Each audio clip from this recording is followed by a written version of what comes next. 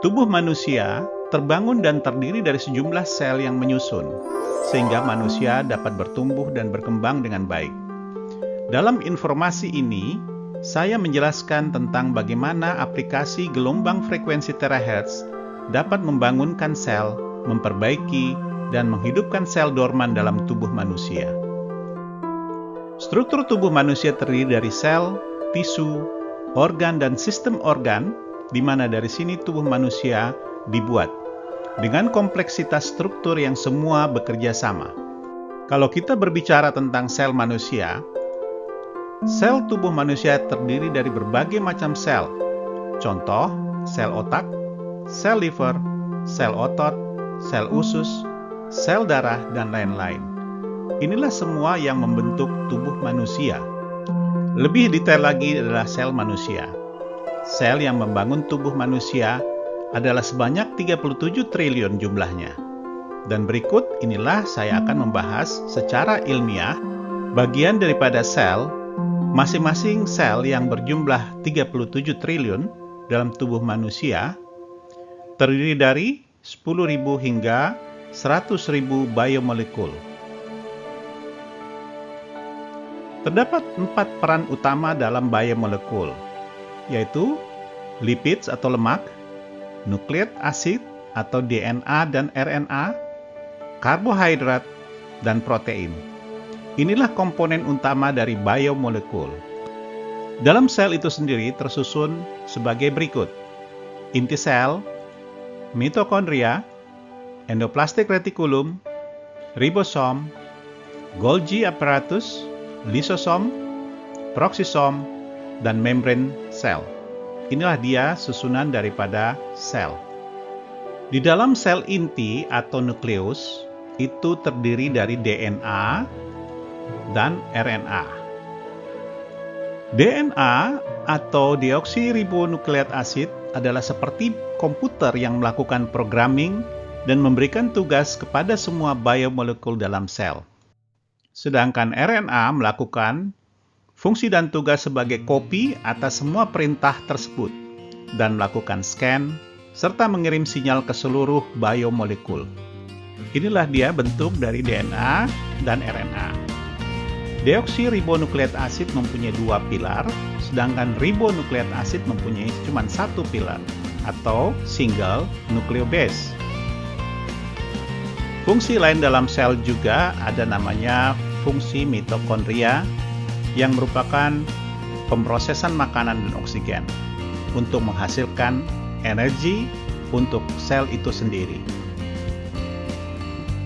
Fungsi daripada endoplasmic reticulum yang ada dalam sel yaitu sebagai pembuat protein, lipid, dan steroid seperti rambut, kuku, dan jaringan tisu manusia. Sedangkan ribosom adalah juga hampir sama. Dia juga membuat protein, hanya lebih kepada steroid protein, contohnya hormon, darah, dan sel. Sedangkan fungsi daripada Golgi apparatus adalah fungsinya sebagai tukang pos dan melakukan pengkodean protein dan lemak untuk dikirim ke sel lain. Ada molekul yang mempunyai tugas seperti tukang sampah, di mana molekul ini mengangkut dan menyingkirkan hal-hal yang buruk. Contohnya, sel darah putih yang merupakan antivirus dan antibakteria. Molekul membran ini berfungsi sebagai pembungkus sel, di mana molekul membran ini mempunyai 2 layer sebagai piranti-piranti untuk melindungi sel dari luar. Di antara seluruh sel yang ada di dalam tubuh manusia, ada satu sel yang mempunyai fungsi yang luar biasa dan merupakan fungsi awal peradaban manusia itu sendiri, yaitu stem cell. Nah, stem cell ini merupakan sel awal manusia atau sel punca yang dikenal dengan stem cell. Stem cell ini dapat membuat sel baru, memperbaiki sel yang rusak, dan mengganti sel-sel yang mati. Stem cell atau sel utama atau juga disebut dengan sel punca terdiri dari sumber yang pada awalnya disinilah asal-muasal pembentukan tubuh manusia dari kecil hingga dewasa. Stem cell sendiri dibagi dua, yaitu stem cell embrionik dan stem cell dewasa. Stem cell terdiri dari sel embrionik atau sel awal manusia, asal-muasalnya dari bertemunya sperma dan ovum, membentuk sel tunggal namanya zigot yang bersumber dari plasenta dan tali pusar, kemudian berkembang dan menjadi bayi dan manusia. Stem cell dewasa. Stem cell dewasa ini terdapat secara khusus dalam tubuh manusia, sifatnya multipotent, hanya khusus pada sel sesuai dengan pembentukannya. Contohnya, sel saraf, sel liver, sel darah, sel kardia. Nah, inilah beberapa macam sel yang mempunyai stem cell. Dan sumber asal daripada stem cell itu sendiri dalam tubuh manusia, itu khususnya di bone marrow atau di tulang belakang. Dalam kondisi normal, sel punca ini yang berada pada sel dewasa dapat melakukan pembaharuan sel, perbaikan sel, ya, dan mengganti sel-sel yang rusak. Namun, sel punca ini selalu dalam kondisi berhibernating atau dalam kondisi tidur. Untuk menginduksi sel-sel dorman tersebut atau stem cell yang lagi berhibernating, maka dibutuhkan suatu energi yang dapat melakukan induksi terhadap stem cell. Berdasarkan beberapa penelitian ilmiah dan jurnal-jurnal, bahwa untuk mengaktifkan sel punca ini atau stem cell dapat dilakukan dengan cara in vitro, seperti contohnya mengambil sel sperma untuk membuahi sel ovum yang disebut dengan bayi tabung.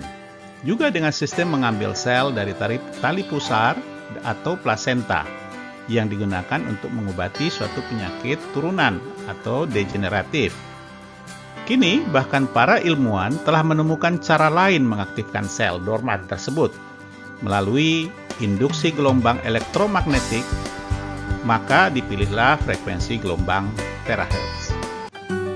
Bagaimana dengan frekuensi terahertz itu sendiri? Frekuensi terahertz berada pada elektromagnetic spectrum, di mana gelombang-gelombang elektromagnetik itu terdiri dari radio, microwave, infrared, visible light, ultraviolet, X-ray, dan gamma. Sedangkan posisi daripada gelombang terahertz itu berada antara microwave dan infrared. Untuk lebih jelasnya, posisi gelombang terahertz berada antara panjang gelombang 300 mikrometer hingga 30 mikrometer dan frekuensi antara 1 terahertz hingga 10 terahertz atau disebut juga sub-millimeter wave. Kenapa terahertz dipilih untuk menginduksi stem cell manusia? Karena gelombang terahertz adalah gelombang yang tidak mengandung ion radiasi, sehingga tidak merusak sel tubuh manusia. Terahertz juga satu-satunya frekuensi yang dapat berkomunikasi atau beresonansi dengan tubuh manusia. Dr. Cochran adalah ilmuwan terahertz spesialis dan dokter yang bekerja selama 23 tahun. Mengatakan bahwa gelombang terahertz dapat menginduksi dan mengaktifkan stem cell dorman. Setelah diaktifkan, maka stem cell tersebut dapat memperbaiki sel yang bermasalah. Tubuh manusia itu sendiri ternyata mempunyai frekuensi yang disebut dengan human frequency, di mana ada beberapa pendapat ahli yang telah melakukan penelitian selama bertahun-tahun untuk menyelidiki tentang human frequency. Ilmuwan yang melakukan penelitian terhadap frekuensi dan gelombang ini adalah salah satunya adalah Alan Day McKissick. Dia menyatakan selama ini paradigma atau sains barat selalu mengatakan bahwa makhluk kimia dan mekanis adalah manusia. Tetapi paradigma baru yang muncul menunjukkan bahwa kita pada dasarnya manusia elektromagnetik dan vibrasi. Robert E. Baker dalam bukunya berjudul The Body Electric, dia menyatakan dan melakukan penelitian tentang diri bioelektrik kita. Robert Baker merupakan pelopor dalam bidang regenerasi dan hubungannya dengan arus listrik elektromagnetik pada makhluk hidup. Dan dia menyatakan bahwa elektromagnetik penting untuk kehidupan manusia, di mana sumsum tulang belakang dapat diregenerasi setelah rusak. Dr. Bruce Taino, salah satu daripada pelopor mengenai masalah human frequency, pada tahun 1992, Dr. Bruce Tainio dari Tainio Teknologi, suatu divisi independen dari Eastern State University di Chennai, Washington DC, USA, membangun monitor frekuensi pertama di dunia. Tainio menemukan bahwa rata-rata frekuensi sehat tubuh manusia pada siang hari adalah 62 hingga 78 MHz, di mana jika frekuensi turun, maka imun manusia juga akan turun. Bruce Tainio menyatakan ada beberapa klasifikasi terhadap human frequency, karena disebut juga bahwa tubuh sehat atau frekuensi sehat tubuh manusia adalah sekitar 62 hingga 78 MHz. Bila kurang daripada itu, turun menjadi 58 MHz, maka disebut imun tubuh yang berkurang. 55 MHz gejala flu dan pilek, 52 MHz Candida atau Epstein-Barr atau penyakit kulit lainnya, contohnya herpes dan lain-lain. Dan apabila 42 MHz, frekuensi tubuh manusia itu terkena kanker. Demikian pun juga apabila turun daripada itu hingga meninggal. Salah satu penelitian dari lembaga riset Riken Jepang yang dilakukan oleh Hiromichi Hoshina, beliau melakukan pengetesan melalui gelombang radiasi terahertz dan akhirnya menemukan bahwa radiasi terahertz memang dapat merubah struktur protein dalam sel. Dalam jurnal ilmiah berikutnya yang dilakukan di Korea, ini menemukan bahwa potensial clinical application daripada terahertz radiasi, di mana klinik application ini dapat melakukan treatment terhadap pasien-pasien kanker, seperti yang digambarkan dalam diagram berikut ini, di mana melalui suatu induksi gelombang terahertz 1,65 terahertz dapat menimbulkan demetilasi daripada sel-sel kanker yang ada. Ini contohnya adalah kanker payudara. Nah, melalui induksi ini dapat membuat sel-sel kanker tersebut tidak melakukan penyebaran yang lebih masif, akhirnya menurun sehingga menghilangkan sel kanker itu sendiri. Penelitian yang dilakukan oleh Universitas Saint Petersburg, Rusia, menemukan bahwa dengan radiasi gelombang terahertz atau frekuensi terahertz ini dapat sangat efektif menangani pasien COVID-19 dan menyembuhkan lebih cepat daripada yang selama ini terjadi. Dari hasil penelitian darah dari pasien yang terkena positif COVID-19, menurut penelitian daripada Universitas Saint Petersburg dari Rusia, di sini ada beberapa hasil yang didapatkan setelah 2 hari maupun 7 hari, di mana hasil daripada tes darah ini adalah ISR, RBS, dan WBS. ISR adalah salah satu tes peradangan, merupakan erythrocyte sedimentation rate, dan RBS adalah tes gula darah random, dan WBS adalah tes darah putih. ISR sendiri mempunyai nilai normal adalah 2-20, RBS adalah normalnya 4-5, dan WBS adalah normal 4-9. Sebelum dilakukan treatment, pasien tersebut mempunyai nilai yang sangat buruk. Contohnya ISR di atas normal 41, RBS masih cukup normal, WBS di atas normal 28,7. Setelah dilakukan treatment dengan gelombang terahertz untuk 2 hari kemudian, ISR-nya menurun dengan drastis mencapai angka normal 19, sedangkan RBS-nya mempunyai hasil 3,62. WBS-nya adalah 8,9. Cukup signifikan dalam perubahan-perubahan hasil tes darahnya. Bahkan 7 hari kemudian, ISR-nya sudah mencapai titik normal dengan 10, nilai RBS-nya adalah 4,10, dan WBS-nya 8,7. Sangat normal. Kesimpulan daripada semua hasil daripada apa yang kita bahas di atas adalah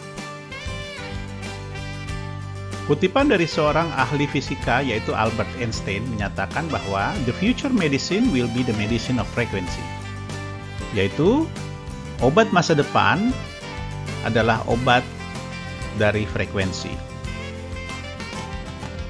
Dari hasil penelitian ilmiah dari Institute of Integrated Cell Material Sciences, Universitas di Kyoto dan Universitas Tokai di Jepang dalam jurnal Optics Letter menemukan bahwa frekuensi cahaya terahertz dapat mengubah ekspresi gen dalam stem cell.